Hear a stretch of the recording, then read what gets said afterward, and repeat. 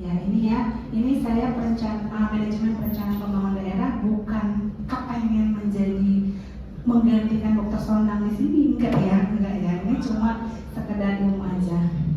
Ya jadi ini outline-nya, ini ada struktur organisasi kita, dasar hukum perencanaan pembangunan daerah, perencanaan pembangunan, pendekatan perencanaan dan implementasi perencanaan pembangunan jangka panjang. Apa sih, pasti pusing gitu kan ya? Nah ini kita lihat aja. Nah ini struktur organisasi yang teman-teman harus tahu. Kita Dinas Kesehatan sebagai regulator ini mempunyai Sudin 6 wilayah kota dan kabupaten, lalu punya UPT 6 ya kan. Sudin ini berfungsi sebagai evaluator, lalu di bawahnya ada rumah sakit kelas A dan B sejumlah 7, lalu C dan D sejumlah 24 dan puskesmas 44. Jadi ini UPT rumah sakit puskesmas ini merupakan operator. Ya ini dasar hukumnya ya, kenapa harus ada perencanaan pembangunan daerah. Jadi ada Undang-Undang Nomor 25 ini mengenai tata perencanaan pembangunan untuk menghasilkan rencana pembangunan jangka panjang, menengah, tahunan nasional, lalu 23/2014 ini tentang pemberian wewenang kepada daerah yang untuk membuat perencanaan juga. Lalu ada Permendagri mengenai tata cara perencanaan, pengendalian, evaluasi pembangunan daerah. Lalu ada Permendagri 90 tahun 2019 dan revisiannya mengenai klasifikasi, kodifikasi, nomenklatur. Next. Nah ini kita harus tahu nih, kenapa kita punya perencanaan daerah, lalu apa hubungannya dengan perencanaan pusat, ya kan? Lalu apa hubungannya dengan perencanaan nasional? Ini saling tarik ya, kait-mengait gitu ya. Ini isu-isu yang menjadi perhatian Presiden kita sekarang. Ini yang mungkin teman-teman tahu. Perbaikan sekolah, akses pendidikan, meningkatkan gizi melalui makan siang gratis, swasembada pangan, energi, ketepatan penyaluran bantuan, hilirisasi komunitas, pemberantasan korupsi, transformasi digital, reformasi kesehatan, pertahanan penegakan hukum, penyelundupan dan kebocoran anggaran. Nah, ini yang sedang mendapatkan perhatian Presiden. Mungkin di kita di reformasi kesehatan ya, sama pemberantasan korupsi. Nah ini pusing nih, ya banyak permasalahan pembangunan di Indonesia, gitu ya. Dari dampak globalisasi, industrinya lambat, sumber daya alam berkurang, ini semua masalah-masalah pembangunan di Indonesia. Apa aja? Nah ini harus bisa kita mappingin. Nah ini dia, di roadmap kemana kita akan pergi untuk menuju Indonesia Emas, di mana kita sekarang, bagaimana cara kita menuju ke sana. Ini harus kita pikirkan melalui apa? Indikator 2024-2025 ini yang sedang kita laksanakan atau kerjakan ya, berdasarkan yang kemarin 2024-2025. Ini merupakan intervensi, ada problem, challenge, strategi kita apa untuk menuju roadmap ini. Ya ini roadmap ini apa sih? Strategic plan, ya kan? Kemana kita mau pergi, di mana kita sekarang, bagaimana cara kita menuju ke sana, ya kan? Prosesnya apa? Butuh proses setiap tahun ya. Lalu butuh informan ke stakeholders, jadi semuanya harus berpartisipasi. Nah itu harus mempunyai visionary, ya kan, untuk mendapatkan awal target ini. Ya, apa sih yang paling penting itu sebetulnya apa sih? Sehat, pintar, kaya. Itu aja sebetulnya yang harus kita capai ya. Sejahtera itu adalah sehat, pintar, kaya. Nah ini bisa nggak kita capai ini di 2045? Kita sehat, kita pintar, kita juga kaya, gitu ya. Soleh masuk surga, gitu ya. Nah ini tujuan akhirnya adalah masuk surga. Jadi, nah ini 17 indikator tujuan pembangunan di Indonesia ya yang harus dicapai ya. Ini indikator tujuan pembangunan tercapai adalah pembangunan yang berkelanjutan. Ini tagline-nya adalah pembangunan berkelanjutan harus dicapai. No hunger, no poverty ya gitu ya. Keseimbangan sejahtera, pendidikan, kesetaraan gender, ada 17 poinnya. Ini next yang harus tahu rencana pembangunan jangka panjang daerah selama 20 tahun. Isinya apa? Visi jangka panjang dan visi nasional. Ini ada 2025 sampai 2045. Lalu turun menjadi rencana pembangunan jangka menengah daerah yang 5 tahun. Ini isinya apa? Visi kepala daerah karena berganti selama 5 tahun. Nah, ini ada 2025 range lanjutan ya, 2025-2029, 2030-2034, 2035-2039, 2040-2045. Nah, diharapkan nanti di sini kita sudah menuju Indonesia Emas. Dari rencana pembangunan jangka menengah menjadi rencana kerja pembangunan daerah selama setahun. Nah, ini fokus pembangunan untuk tahunan, jadi punya target yang masing-masing tahun. Lalu turun menjadi anggaran APBD per tahunan ya. Nah, ini jadi kita punya sampai 2045 ini ada 4 tahap. Tahap pertama yang kita akan lakukan nih 2025 sampai 2029 ini perbaikan fundamental, pemenuhan layanan sosial, lingkungan dasar serta penguatan landasan ekonomi. Nanti 5 tahun lagi berubah jadi transformasi ekosistem global, lalu 5 tahun berikutnya tahap 3 ekspansi global, tahap berikutnya lagi perwujudan sebagai kota global. Jadi kita memang bertahap capaiannya. Salah satu capaiannya ini tentunya pasti itu merupakan sasaran dari teman-teman di rumah sakit ya. Nah, ini untuk mendapat tahun sampai 2045 kita membutuhkan anggaran berapa sih? Ini sudah dihitung. Kita butuh anggaran 657,48 triliun supaya bisa membangun sampai 2045 ya. Nah, ini dengan segini kita berharap ini semua meningkat, ruang terbuka hijau, permohonan banjirnya juga menurun, dan subsidinya juga ini. Jadi ini ada ya. Nah, ini permasalahan melalui dimensi kota global, ekonomi bisnis activity, R&D human capital, lingkungan community environment, cultural interaction, accessibility and informal exchange. Ini puyeng nih perumusan strategisnya. Tapi untuk 2025 sampai 2029 kira-kira seperti ini. Modal manusia tinggi dan masyarakat madani, pemerantaran dan kebermanfaatan hasil pembangunan, perekonomian produktif, kompetitif dan atraktif di pasar global, pemerintah dinamis dengan performa layanan prima, infrastruktur kota yang layak berkelanjutan, ekosistem yang seimbang dan berketahanan iklim, pergerakan manusia, barang, informasi optimal. Ini teman-teman harus tahu isu strategis ini nanti kita turunkan di isunya kita ya. Tadi visi misinya ini ada 4 nih, ada 5. Mewujudkan masyarakat megapolitan yang berdaya sejahtera, mewujudkan pusat ekonomi, mewujudkan manajemen kota modern akuntabel dan responsif untuk pelayanan publik, mewujudkan ruang kota layak huni berketahanan, mewujudkan konektivitas sinergi kegiatan ekonomi dan sosial budaya. Nah, ini dari misi isu strategis yang tadi menjadi misinya tadi ya ada 5 menjadi program kerjanya. Jadi ini program kerjanya Jakarta Belajar, berubah dan produktif, berolahraga dan berbudaya, bekerja, berkajian, berwisata, berdedikasi, bermukim, berseri, bergerak. Ya. Nah, ini misi 1. Kita harus bisa meningkat nih di kondisi saat ini. Indeks modal manusia tadinya 0,2 harus bisa sampai 0,7. Ya. Ini kita di stunting ya. Stunting ini di tahun 2025 ini 17,2. Nanti 2029 harus bisa sampai 12,3. Jadi kalau kita di kesehatan ya stunting. Ya, tingkat kemiskinan juga di tahun 2024 4,3, harusnya nanti 2029 di bawah 1,82 sampai 2 ini. Yang laju pertumbuhan ekonomi juga dari 4,9 harus bisa 5,8 sampai 7,0. Gitu ya, nih udah ada sasarannya, outcome-nya apa, nanti perangkat daerah yang mengampu itu apa, ini udah ada.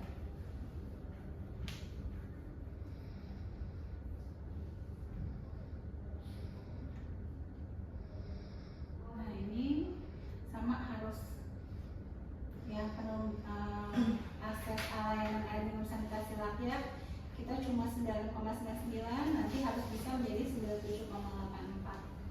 Jadi ini harus meningkatnya harus tercapai semua di 2029 akhir dari Renstra kita.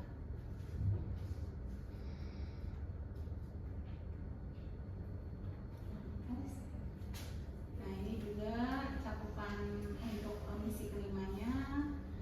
Nah ini tadi tahapan pembangunannya ya.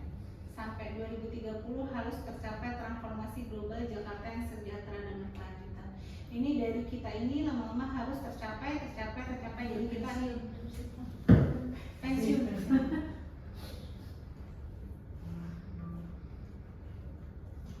Anak harus.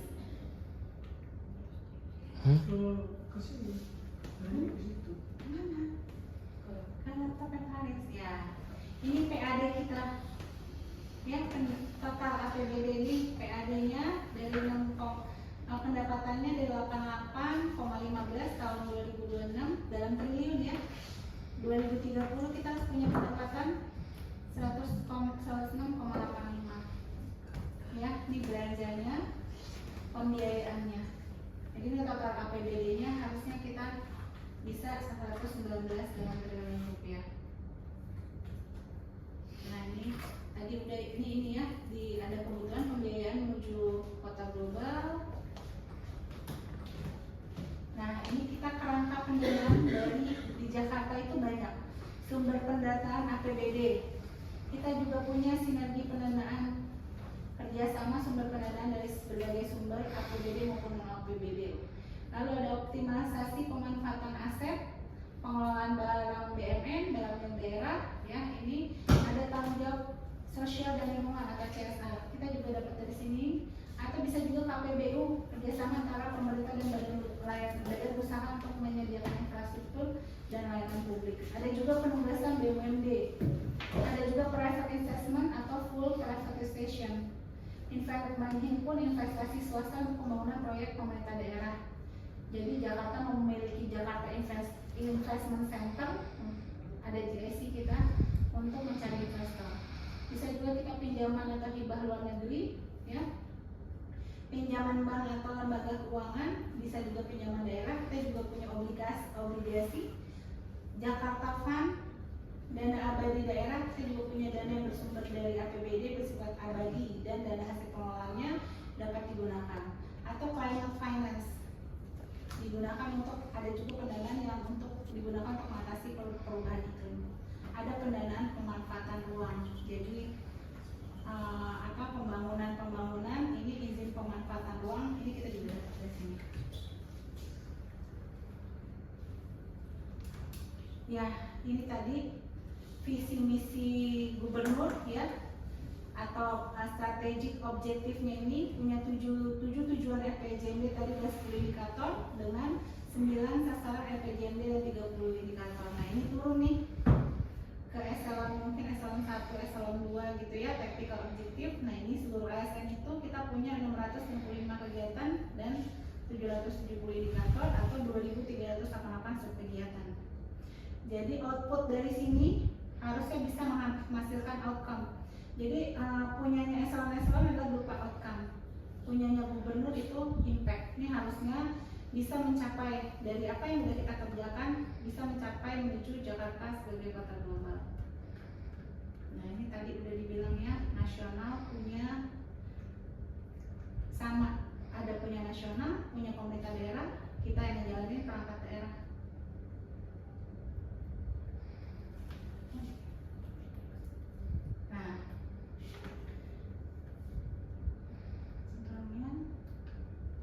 Nah, jangka panjang ini tadi ya 20 tahun RPJPN namanya, kalau punya pemerintah daerah RPJPD. Lalu jangka pertengah RPJPN menjadi Renstra kementerian atau lembaga, kalau di pemerintah daerah RPJMD atau RPD. Lalu kita punya Renstra PD-nya. 1 tahun kita punya RKP atau Renja kementerian lembaga di tingkat nasional. Pemerintah daerah RKPD, punya kita Renja PD ya. Untuk periode tahunnya tadi udah. Nah ini pendekatannya bisa melalui teknokratik, bagaimana menggunakan metode dan kerangka berpikir ilmiah, politis, bisa juga nih pendekatan perencanaan dari politis. Jadi daerah menerjemahkan visi dan misi yang dari kepala daerah terpilih lalu dibahas bersama DPRD. Lalu bisa juga partisipatif, jadi melibatkan berbagai pemangku kepentingan. Di pendekatan perencanaan bisa up to bottom atau bottom to up. Bisa juga menggunakan holistik dan tematik integratif, mempertimbangkan keseluruhan unsur sebagai satu kesatuan yang saling terkait. Lalu atau spasial, mempertimbangkan berdasarkan dimensi keruangan dalam perencanaan. Nah ini tadi ya, ini kita masih di tahapan ini perbaikan fundamental. Nanti harusnya 2040 jangka panjang yang tadi 20 tahun itu sampai 2045 ini bisa perwujudan kota global.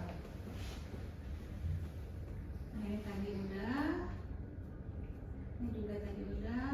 Nah isu strategis kita nih dari tadi FPJMD ini, yang tadi kita ada kualitas modal masyarakat, perekonomian produktif, pemerintahan dinamis, kegiatan manusia, ekosistem seimbang, infrastruktur kota dan layak.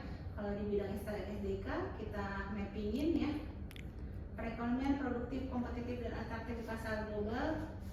Mungkin kita pengelolaan PBF cabang, penyalur, distribusi kesehatan, rumah tangga, sarana ini, kualitas modal manusia dan kehidupan bermanfaat, atau infrastruktur kota layak dan berkelanjutan. Ini bisa kita karena pelayanan kesehatan kita sudah terstandarisasi atau pemberbekalan kesehatan sesuai standar kita sudah terpenuhi. Ini ya ada ya.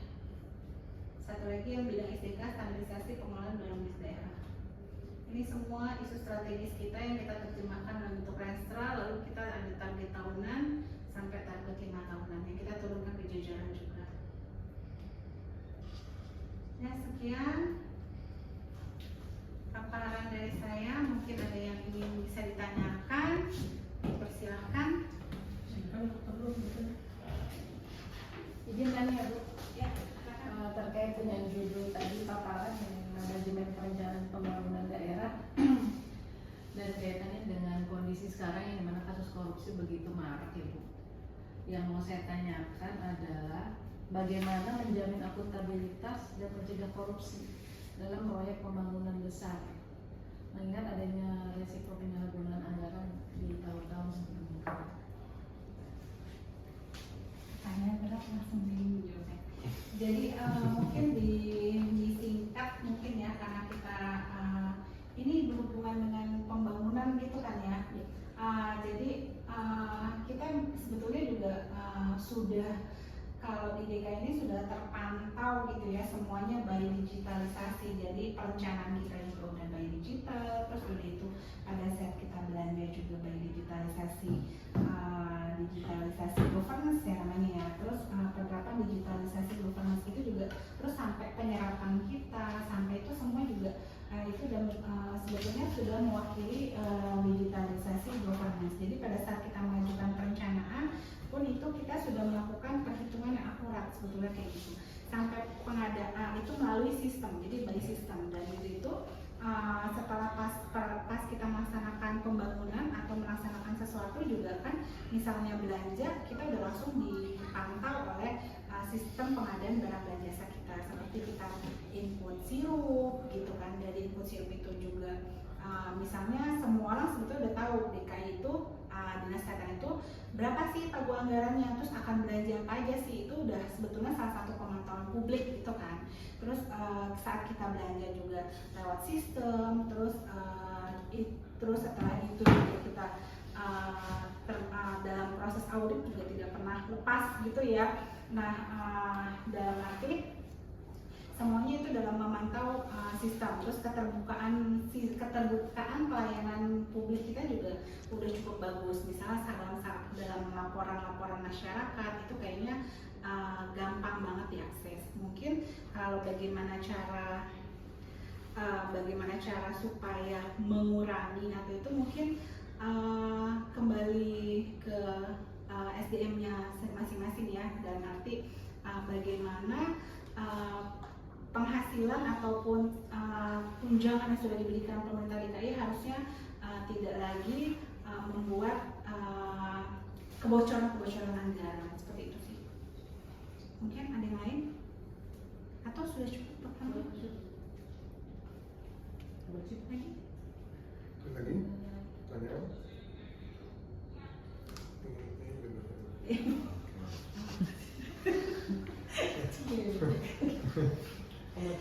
dong. Iya. Atau Pak Isman, Pak Macit, silakan nanya. Boleh? Terima kasih teman-teman, Bu Cecil, paparannya luar biasa sekali. Yang saya kan tadi kan sempat ada tentang ini ya, tentang banjir dan penurunan tanah nih. Nah, bagaimana tadi kan di Jakarta ini kurang lebih sudah mencapai 2,5 meter ya dalam 10 tahun terakhir. Apakah rencana pembangunan cukup realistis menghadapi ancaman tenggelamnya sebagian kota?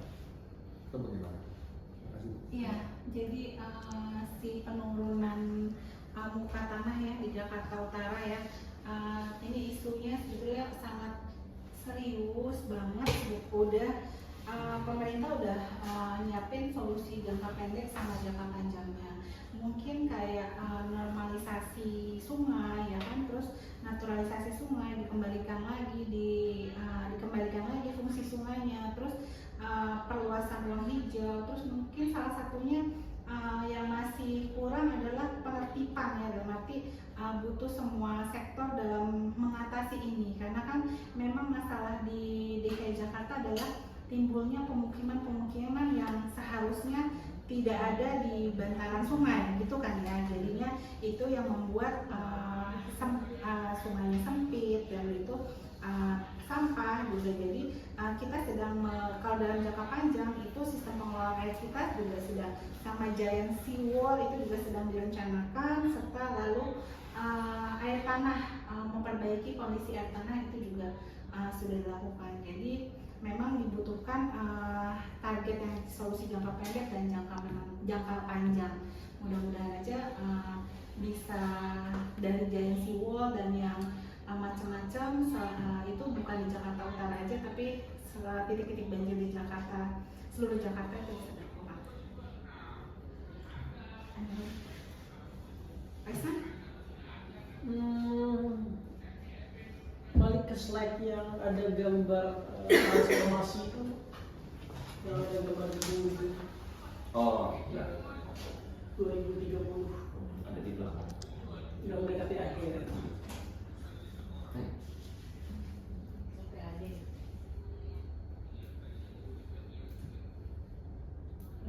Lagi.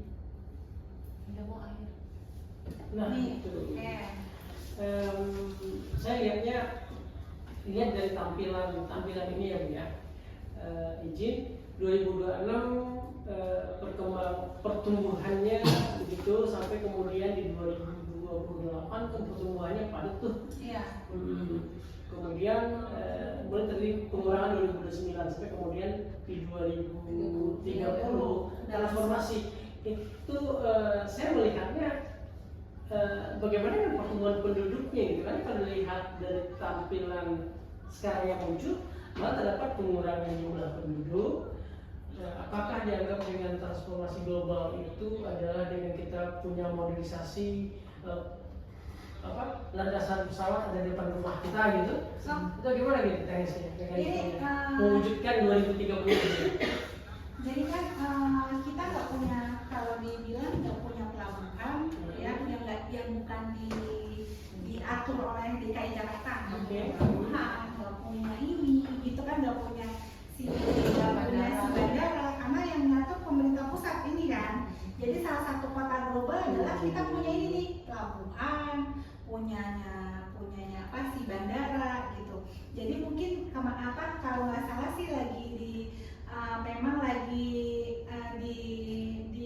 direncanakan nih untuk entah di sebelah mana gitu ya, udah kita mungkin aktifkan kembali bandara di atau membuat lagi, tapi ini salah satunya nih, kita harus punya bandara yang dipegang oleh Pemprov dan si pelabuhan gitu.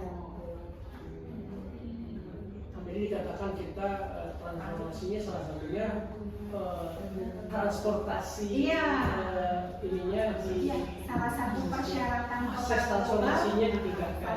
Salah satu persyaratan kota global adalah bandara dan pelabuhan. Dengan menghilangkan penduduk miskin di Jakarta. Enggak, mungkin penataan kawasan, karena kan ini kita harus istilahnya membuat kawasan yang memang bisa bisa mengakomodir penghuni atau masyarakat, tapi layak dan memang nyaman gitu loh. Pakai flat ya. Iya, iya, kan seperti yang kita tahu ya, kota-kota global di Singapura, karena kita udah nih kita harus membandingkan di Singapura, Kuala Lumpur, atau di Jepang atau di Cina sekalian, karena memang yang masuk dalam kota-kota global itu justru kebanyakan dari Cina sekarang. Semua 8 atau berapa kota di Cina itu semuanya masuk jadi kota global gitu. Cukup. Sip. Ya, Sudah boleh. oke.